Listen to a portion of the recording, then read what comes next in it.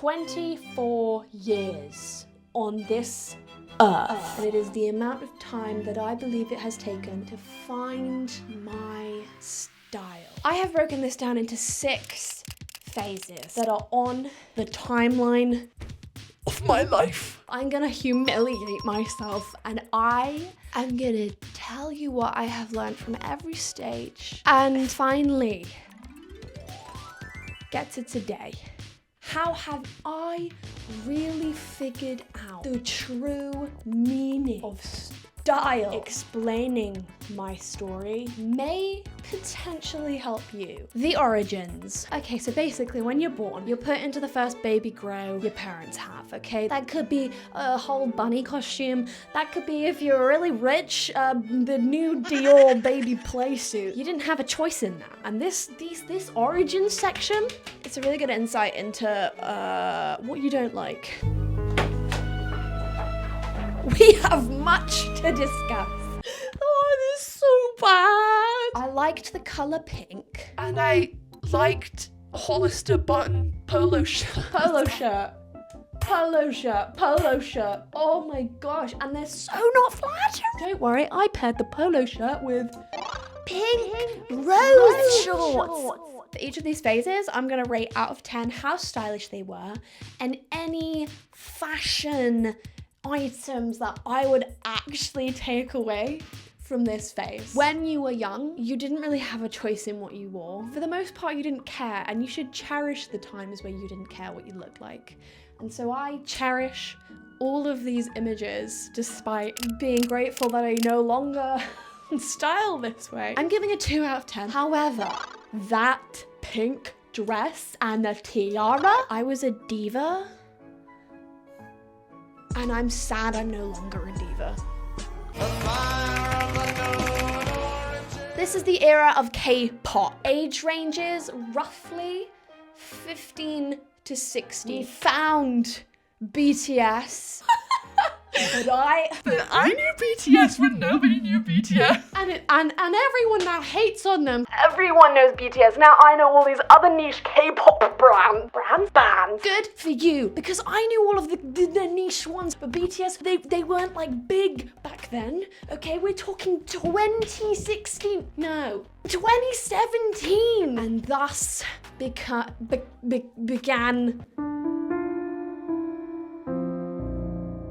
began my K-pop addiction.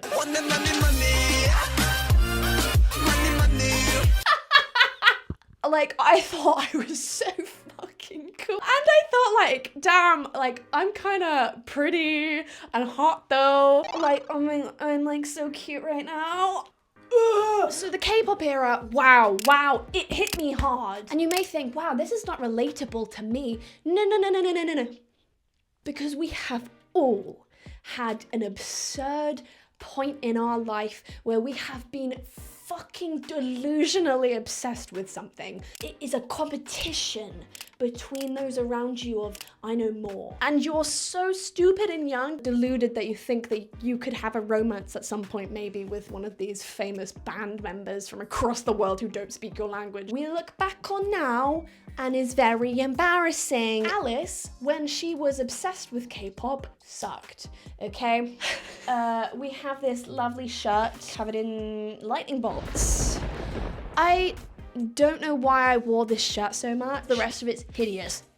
I raided my sister's wardrobe. I'm really sorry. My sister had gone through her Avril Lavigne era, which then ultimately perfectly translated to my BTS era. My biggest takeaway from the K-pop era, which may also apply to you and your super hyperfixation era if you had one, it definitely forced me into a direction with fashion and style. It finally set me in a direction of, oh my gosh, I'm interested in fashion right now. As much as this is embarrassing to look at, it sparked the interest. So the K-pop era, fashion-wise, a 5 out of 10.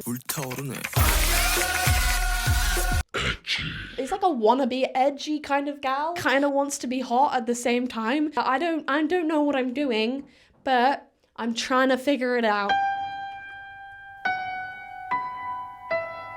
So let's let's just straight away address the elephant in the room here. What we can see most obviously and clearly is this right here. Oh, this is one of those things that I actually am really embarrassed about. I used to fucking draw the solar system on my arm every fucking day at school, and I thought it was so cool. Solar system, look how far it goes. I've even included the moon. Hate this. What the fuck? I thought it was different and edgy and unique, okay? But it was just fucking cringe, okay? The things you do when you're younger can really influence whether or not you hate an item when you're older. If you ever catch me in fishnets, I'm having a breakdown. Look at me, I'm wearing black. Yeah.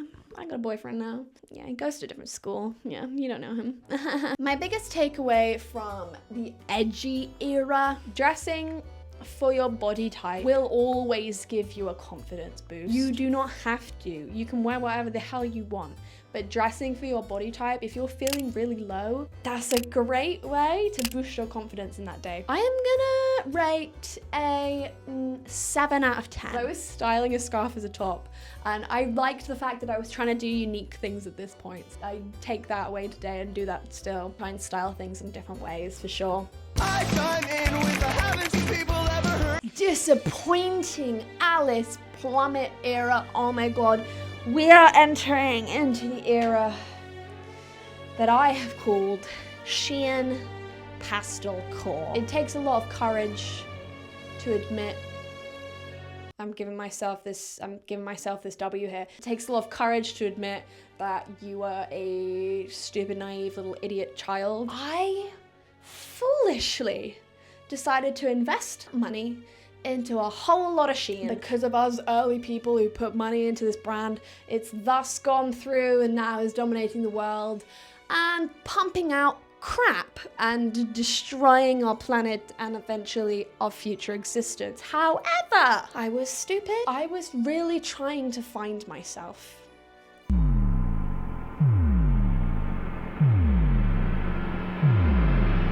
It fucking looks like Shein, doesn't it? Oh my god. This wasn't that long ago. I was kind of in this weird period. I was starting university in COVID. I started university in 2020. I had nothing to do, so I was wasting all my money on clothes, fast fashion, one-time use plastic tat. This is just a small snippet of some of the crap I bought. I was going through a pastel madness, and I think I'd gone through this like edgy phase, and now I was suddenly like, oh my god, do you know what? I just want to look like a cute little girly pop. I have truly learnt the importance of not buying from fast fashion brands. I think who I am now and what I like to invest my time and my money into is so much better, and potentially this era and looking back and reflecting on this is the reason why I now care so deeply.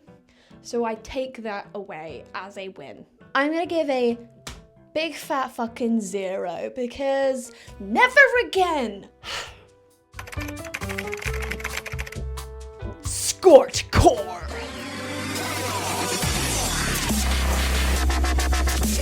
If it wasn't a skort, I didn't want to hear about it. I had my legs out in the dead of winter. 1, 2, 3 of those skorts are mine. I lent my skorts to my friends because I had so many skorts. Like, I don't have to worry about flashing anyone because I'm wearing a skort.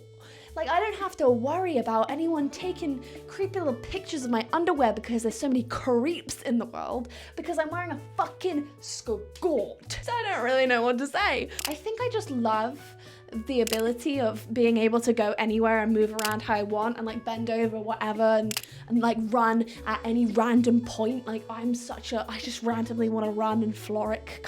Frolic.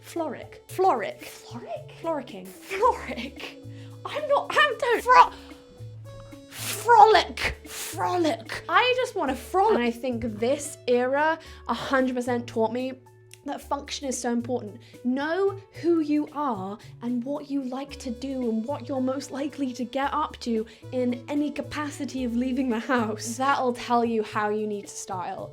As someone who likes to just randomly like run and frolic, the skirt was the best thing that ever happened to me. So I'm gonna give the score 10 out of 10. Prefrontal cortex growth. Now this is like from 23 to 4 months ago.